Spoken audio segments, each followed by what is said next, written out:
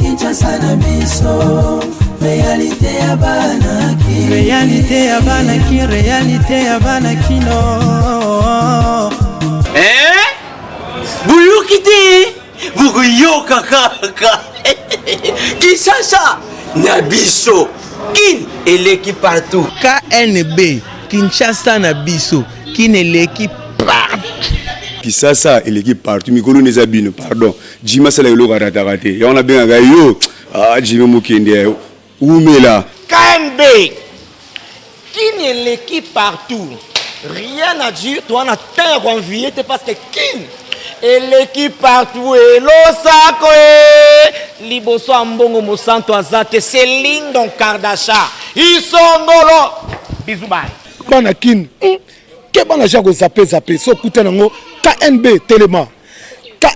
Telema qui chasse eleki partout Jimmy Mukendi Oumela KNB ko zape te so kuta nango check ovandi. Mbote na balandi nyonso ya magazine Kinshasa na biso KNB oyo epesaka bino toujours ba vraie information. Interdiction de tous les voyages de Kinshasa vers les provinces et des provinces vers Kinshasa afin de permettre le confinement de la ville de Kinshasa, foyer de la pandémie. Ceci implique l'interdiction de tous les vols des passagers dans les deux sens, Kinshasa province, à l'exception des avions transportant du fret et dont les équipages seront soumis à un contrôle d'usage strict au départ comme à l'arrivée.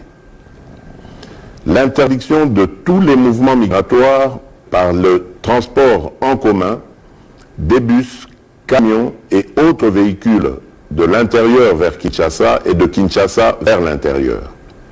Des barrières doivent être érigées par les gouverneurs et les équipages devront se soumettre au contrôle de rigueur en matière de coronavirus.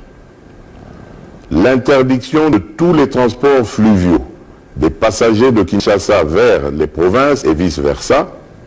Seuls les bateaux et les embarcations transportant les marchandises avec équipage et convoyeurs seront autorisés.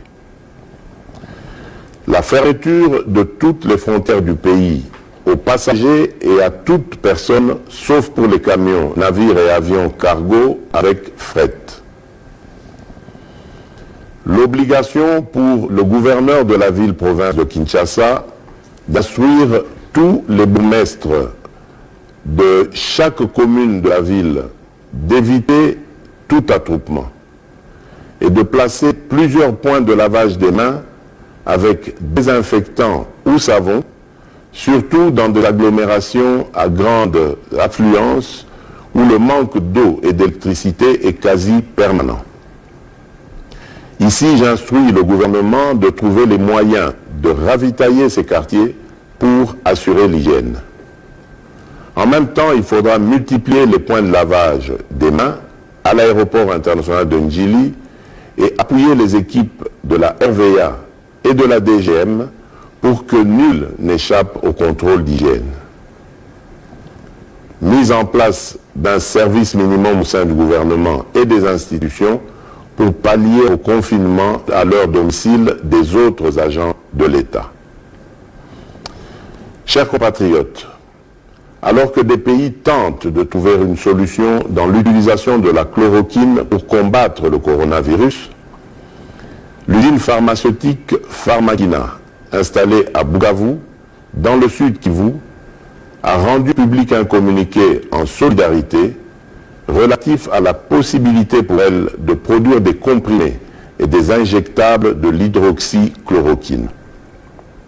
Même si tous les scientifiques n'ont pas encore marqué leur unanimité, la task force que je dirige devra, ensemble avec la commission de pilotage, réfléchir sans délai sur les contours de l'opportunité d'une pareille démarche susceptible à pouvoir contribuer à endiguer le coronavirus.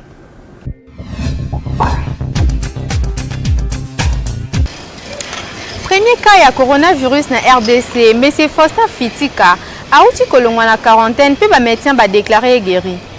Na cadre ya évolution ya épidémie ya coronavirus awa na République démocratique du Congo, 3 nouveaux cas ezalaki confirmés lobby mercredi 25 mars 2020. Donc RDC est passé de 48 à 51 cas. Bolanda commentaire ya Nathan Siata. 3 nouveaux cas et bakisami na République démocratique du Congo ya coronavirus. Message ezalaki annoncé lobby mercredi 25 mars 2020 na Institut de recherche biomédicale INRB. Désormais, République démocratique du Congo ezo compté 51 cas et 2 personnes ndé babiki. Actuellement, tozali na 5 morts. Mais espoir ezali que nombre ya ba guérison et ko mata jeudi oyo vi nombre ya baka oyo ezo promettre. Mais na côté situation générale na monde mobimba depuis hier mercredi 25 mars 2020, pandémie oyo esi esali 20 519 morts. 453 074 cas oyo baza nanu sous traitement pe 113 121 oyo esi babiki. RDC kalamingité bako bénéficier na appui financier international moko ya malonga, particulièrement bandeko ya Chine na cadre ya programme sino-congolais. Pour mardi 24 mars oyo l'équipe président Félix Tshisekedi ayambaki ambassadeur ya Chine pe na masolo na bango ambassadeur oyo alobaki ke mboka na ye Chine ezali ko bongama pe kotala ndenge nini eko accompagner République démocratique du Congo na lutte contre pandémie oyo. Abakisaki pe ke déjà kutu lomoko très important ya ba matériel médicaux eza déjà na Kinshasa pour na ko soutenir ba personnel médical. Pe kaka na même idée wana ba ambassadeur ya Union européenne na États-Unis bango pe bazo réfléchir ndenge nini ba ko soutenir République démocratique du Congo. Dans l'entretemps, on continue d'observer les mesures préventives oyo bandeko ya santé ba pesi na biso poto repousser pandémie oyo na mboka na biso Kinshasa ezo le kaka partout. Première dame de la République démocratique du Congo, Maman Denise Nyakero, a salué le message de sensibilisation contre le coronavirus. Congolaises et Congolais, chers frères et sœurs, je viens auprès de vous au travers de cette vidéo pour vous faire part des recommandations du ministère de la Santé et de l'Organisation mondiale de la santé relative à la prévention contre le coronavirus. Il s'agit des gestes barrières à initier au quotidien, non seulement pour nous protéger, mais pour protéger les autres. Lavez-vous régulièrement les mains et avec du savon. Utilisez une solution hydroalcoolique. Évitez au maximum de toucher votre visage avec les mains potentiellement contaminés. Évitez les rassemblements de foule et de fréquenter des lieux publics où les interactions peuvent être fréquentes. Dans le doute que vous soyez vous-même porteur de virus, toussez et éternuez dans le pli de votre coude ou dans un mouchoir qui sera immédiatement jeté. Limitez au maximum les contacts en gardant une distance d'1 mètre environ entre soi et les autres et surtout avec une personne qui tousse ou qui éternue. Arrêtez de faire la bise ou de serrer les mains. Je compte sur vous tous pour sensibiliser les personnes autour de vous afin de suivre scrupuleusement ces recommandations. Chers papas, chères mamans, chers jeunes, respectons scrupuleusement ces recommandations des autorités sanitaires. En le faisant, nous nous protégeons et nous protégeons les personnes autour de nous. Soyons responsables. Ensemble, nous sommes une communauté forte. Ensemble, nous viendrons à bout du coronavirus. Que Dieu nous garde et qu'il bénisse la République démocratique du Congo. Les professionnels et les médias peuvent continuer à la sensibilisation contre l'épidémie à coronavirus. Bolanda. Mama bilenge pe bana bokono ebe ya coronavirus e kotimboka ezali koboma bosokola maboko tango nyonso bosalela misapi na bino te pona kosimba misu zolo to monoko botika bipwepwe ezanga tina botika kokanga matango nyonso tomi batela coronavirus ezali koboma bana ba mukongu beto abu abatutu to kula bwa disama ya coronavirus jiji ko ata bolanda témoignage ya moko o azalaki infecté na épidémie ya coronavirus pe awuti kobika na France. Chers frères et sœurs, chers amis, c'est pour moi un privilège de pouvoir m'adresser à vous. Je ne pouvais pas le faire plus tôt, je le regrette. Mais j'étais très affecté, malade. J'étais hospitalisé. Je suis sorti et suis en convalescence. Je récupère un peu chaque jour. Ma première pensée va à toutes nos familles en deuil. Nous avons été parmi les premières victimes en France de cette maladie. Je voudrais vous dire combien je vous aime. Je pleure avec vous. Je n'ai plus de larmes pour pleurer. Mais dès que cette période difficile sera terminée, je m'adresse à toutes les familles en deuil. Nous ferons un grand culte de souvenirs en mémoire de tous ceux qui sont partis. Je veux aussi m'adresser à vous tous qui êtes hospitalisés. Je sais ce que c'est, combien les nuits sont longues, j'ai compté les heures. Que Dieu étende sa main sur vous, que le Seigneur sorte de vos difficultés, chacun d'entre vous. Toute mon affection vient vers vous. Je pense à vous qui êtes confinés. Je sais que c'est difficile, en particulier vous qui avez des enfants. Mais de grâce, respectez ce confinement. Cette maladie est vraiment sérieuse. Prenez-la très au sérieux. Respectez toutes les mesures barrières. Je vous le demande de tout mon cœur. Je voudrais aussi demander aux membres de l'Église et à tous ceux qui regarderont, s'il vous plaît, ne faites pas circuler de messages complotistes. La Bible dit « Heureux ceux qui procurent la paix, ils seront appelés fils de Dieu ». Je veux aussi faire un appel à la solidarité, à toute l'Église, pas seulement entre membres, mais à tous vos voisins. Vraiment, tout ce que vous pouvez faire, faites-le pour votre prochain. Je vous le demande.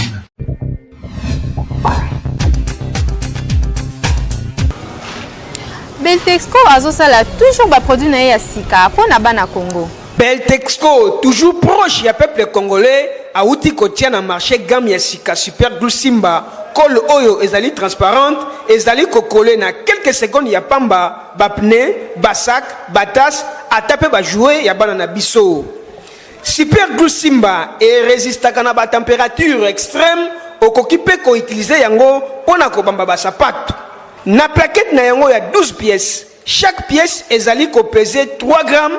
Na yango bana Congo mobimba bo utiliser super glue Simba pour ezali na qualité supérieure pe quantité suffisante oyo eko servir moto nyonso ako utiliser super glue Simba. Ba commerçant occasion yango yo Beltexco amemeli bino pour na ba bénéfice oyo ekoki kosunga libota mobimba. Ezali kotekama partout na ba magasin Beltexco nyonso ya ville province ya Kinshasa. Somba plaquette verticale pe plaquette horizontale ya col super glue Simba okozala desi ata soki mokete. Beltexco na peuple congolais moto akokabola bango a elite. Kinshasa et l'équipe partout.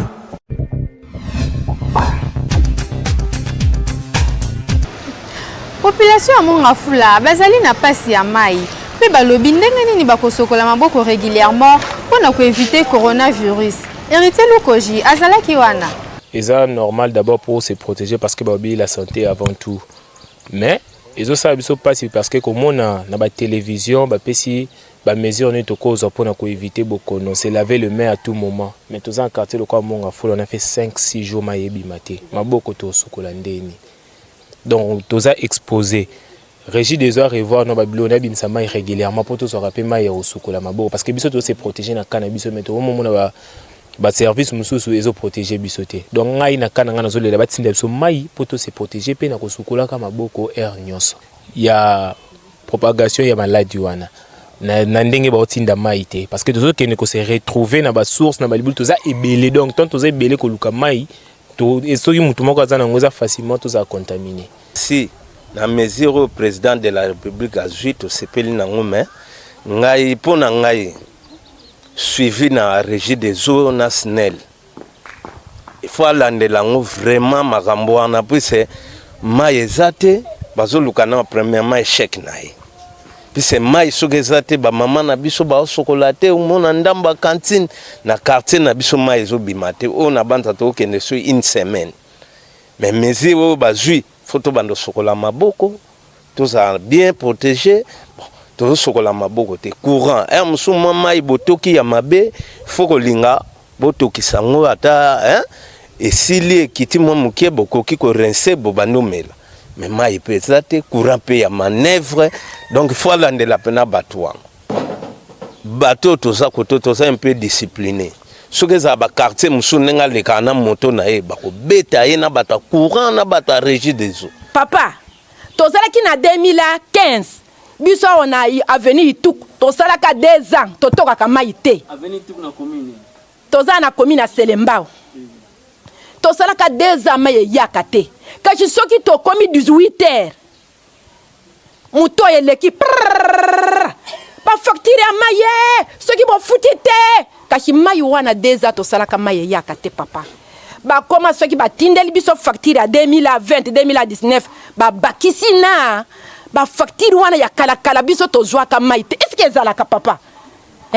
tolie eloko wana te tofutaka mbongo wana mpona nini okomona batindeli biso avis de coupure basangisi na facture yeye na bamai wana totokaka te tozalaka na courant te toza na mai te neti na minito nazoyebisa yo sanza mobimbo awa mai eza te kasi facture ekoya mboka ya biso to mboka ya wapi tokende na Nigeria tokende na West. Ba chauffeur ya Kinshasa bazo déclarer que ba patron misusu ba boy ko kitisa versement malgré ba mesure oyo ba kondi bazwaki pona ko éviter Covid-19. Bolanda reportage ya Hervé Zaka. Na cadre kaka ya ko repousser coronavirus, système il y a 2 personnes par ban na mituka ezopesa ba chauffeur pasi makasi côté misusu pe ba patron ba kitisi ba versement mais oyo ya mitema mabe pe ba boy na bango ko kitisa ba versement na bango ba chauffeur bazali ko lela pona ko kokisa versement wana ekomi pasi et surtout que carburant ezali toujours na prix nango ya likolo bazo senga na bakonzi ba yoka mbela na bango pe ba kitisa bango prix ya carburant po basala musala na ndenge elongo bani. Oui, toujours respecter en haut. La plupart des chauffeurs vont respecter en haut parce que ils 3 personnes dans un taxi. Ils vont respecter. Mais là, ça passe parce que depuis ma circulation, ils ont pour presque 800 quittance, ils ont pour chauffeur déclaré que les moutons sont simbatés. Mais toujours respecter en haut d'une façon que Azui Mokano bien, malade des Ali, bon, c'est normal. Mais pour Nabiso, ba propre sens wana eza ya individu eza ya l'état te akoki ko imposer bango ndenge place ko imposer biso so carburant ekomi nango 1 litre ata 1300 francs ata 1500 francs biso pe to komi na biso ata 2 personnes ko salelo te mais 1 litre essence eza 2240 kusonga nazo sala ezo koka kuta ata kutu 1 litre essence te ata yo moko to kosa donc soki to continuer ka bo donc lundi ba chauffeur to ko bima lisute bon ba difficulté moi ba difficulté ko ozala na sens que solo baga que moi pek ezali ba patron ba kiti versement na ba 25 mai ezo pesa ka bien te donc faut pas diminuer biso carburant ba longo na 50 francs ya seko wana nde ko pesa biso moi poids moka bien. Comme ça, Mikolo Roya, ceux qui vont élever mes irango, donc on a besoin de la position normale, nous sommes là. Toujours respecter Nyonso au chef de l'État à l'Obaki.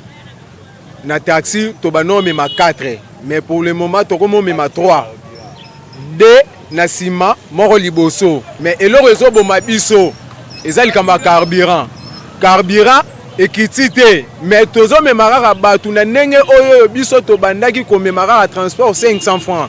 Mais le réseau ça biso ma passe vraiment ming vraiment deli kamba carburant.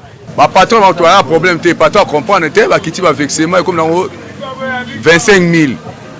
Bamsu ba zobo ya bamsu ba zone di bamsu ite carré fanda bamsu ba bite bosala 25000 kati pona carburant de carburant ta likolo makasi. To développer te to selo te mutu passe nga donc comme ne naza na gare na ngaka mutu passe au saranate bande ko ba patron ya mituka bo mekana nous ko comprendre ba chauffeur na bino Kinshasa eza na problème ezali faute na bango te mais ezali ba mesure oyo ba kondi bazui pona ko battre la population nyonso bo kitisela bango versement po eza décision ya malamu pona batu nyonso ba kondi pe botala nanu likambo ya carburant awa nombre ya batu ekomi réduit carburant pe ekita po esunga bandeko ba chauffeur pe population ba vaquer na ba occupation na bango kitoko. Kinshasa et l'équipe partout.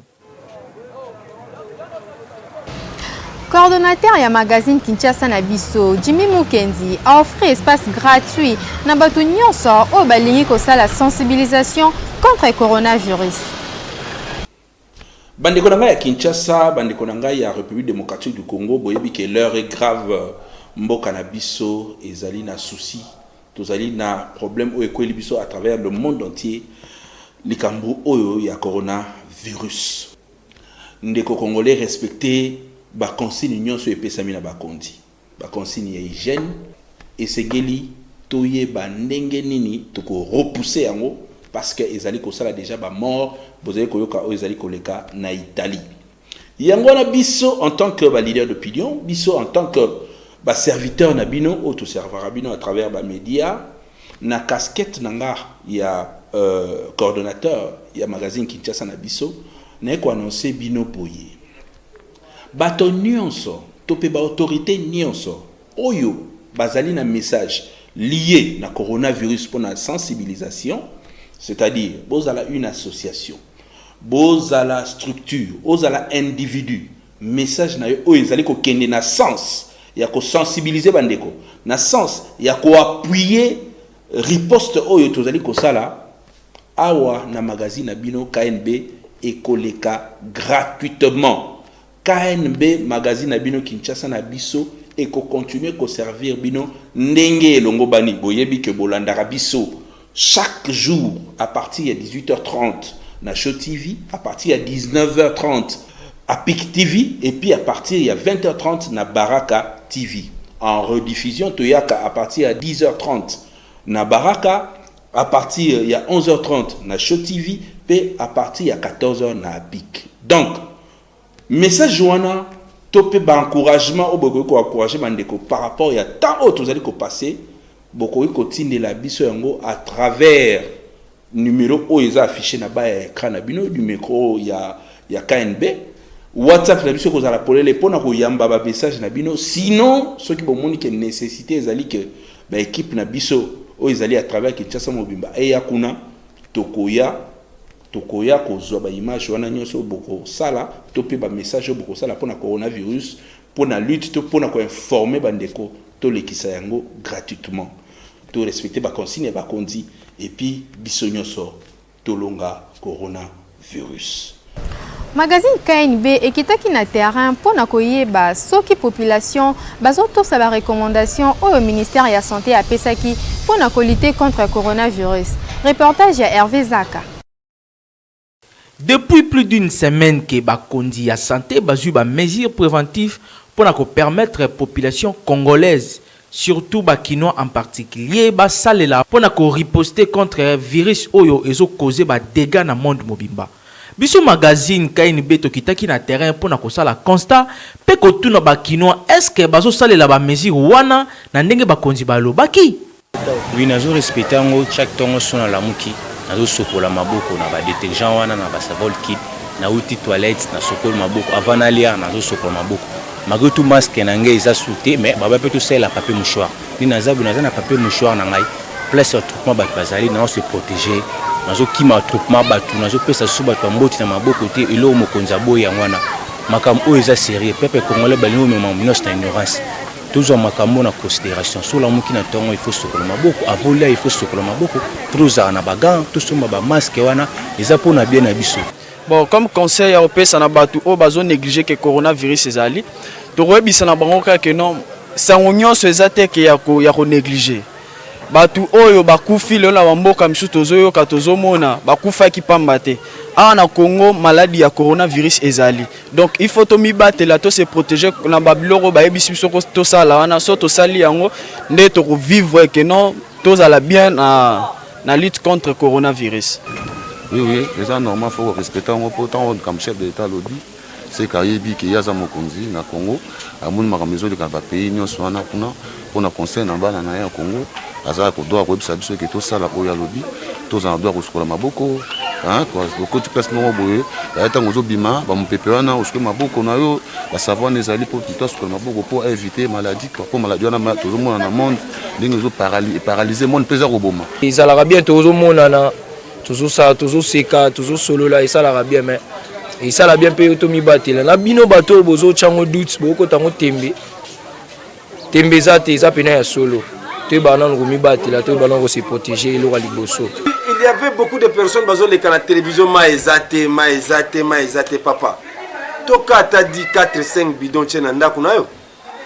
Na tongo tango la mke avant au scovar, avant au brosser au sokoli na no maboko na yo bien là.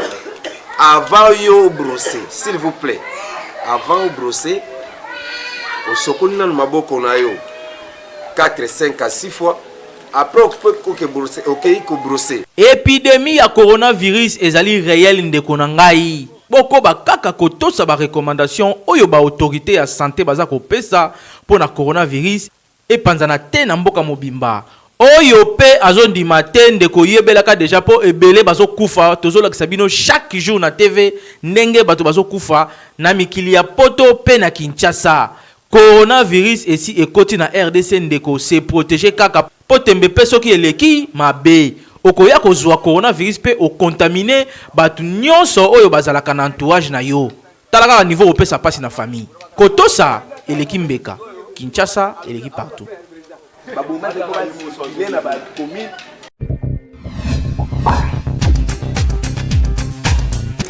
Mibali ebele bakomisa basi na bango basaki ya box akobeta beta mwasi na ye pene ya boma ye kasi toyebi te eske eza mabe to eza signe ya bolingo. Bolanda reportage ya Hervé Zaka. Matata ya mwasi na mobali esila te na mokili ndenge ba musicien bayemba. Magazine KNB oyo ezomemela bino ba vraie réalité ya Kinshasa tokanisi pona bino surtout likambo ya kobeta mwasi eske ezali symbole ya bolingo to kaka une façon ya ko éduquer ye. Awa pe ko parité esi eya pe ba association ya lutte contre ba droit ya basi et comment ebele atako obalaki ye eske epesi yo droit ya ko beta ye eza mabe makasi pour beta mwasi mabe yo bala ete sous makangu chibango be bayebi yo te so beti wana so akufeli yo to kangameli yo wana osani ngai en tout cas tata ngai pe nazaka na ele bolenge na nga nazali kolinga bongo te nazali kolinga mbali abeta nga te atamuke nazali kolinga ngo te po ndenge mama na nga azali koyebisa nga lobi mobali oyo abetaka mwasi surtout mibali mingi balinga kobeta basi kaka na elongi akobeta eloko na elongi alingi yo te mobali abeta yo na elongi alinga yo te po so apasola yo elongi sikoyo bakomona nani na mutu mosusu na libanda akomona lokola mama oyo aza serie te mama mobimba elongi nyonso epasoka posta na pota mais mobali wana en tout cas eza malamu te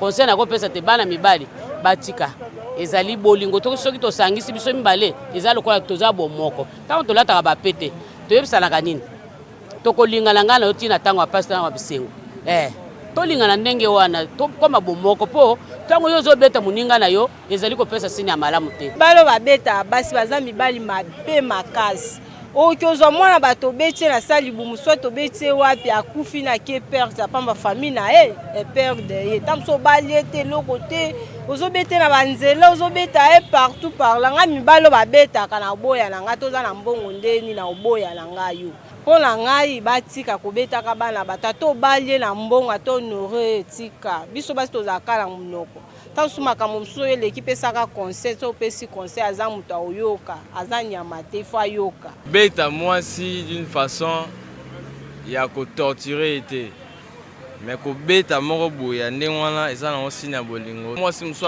azaka na posa mobali na beta ye il faut faut a déranger ye pour ayoka ndenge mobali na betaka ye oui ya sina bolingo mais soki komi ya ko déformer mwasi awane ko mutaya mabeza su bolingo te po mwasi babeta ke na ndenge mo bien na chambre bino mbale aleli na ndenge na ye ale bokabwani eza te ke batu baye balibanda ke babeta ke miso vimbi awane ko mabe non en tout cas basho balinga mibali babeta bango ezali malamu te parce que muti olinga mingi koma okobanda kobeta ye au moins kopesa conseil ça va kobeta eza mabe de toutes les façons kobeta eza mabe makasi okobeta mpona nini moto aza nyama te moto asalami mpona koyoka so bapose problème voilà moto akokobebisa na ye ata opesi baorientation ke sala boye omoni abebisi mais en grosso modo il faut kopesa kaka conseil kobeta ezali mabe parce que yo moko soko osali mabe siko komibeta.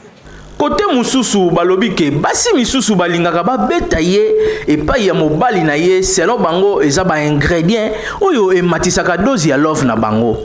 Mais pour na biso conseil ezali que kobeta mwasi eza mabe po ezali violence faite à la femme. Ba loi ya mboka na biso epekisi yango soki bazwi yo na infraction ya lolenge oyo ndimelanga okosala prison. Te ya mwasi na maloba po maloba misusu pe eswaka koleka fimbu to likofi. Kinshasa eleki partout. Tokomi na suka ya édition ya mokolo ya lelo. Soki bosepelaki na yango tika topesa merci na Hervé Zaka azaki sima ya caméra pe na Tansiata na réalisation. Pe bobosana te ko s'abonner massivement na chaîne YouTube Kinshasa na biso. Kinshasa eleki partout.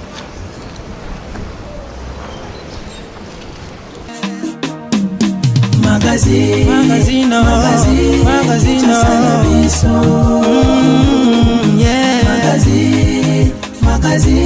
Kinshasa na biso.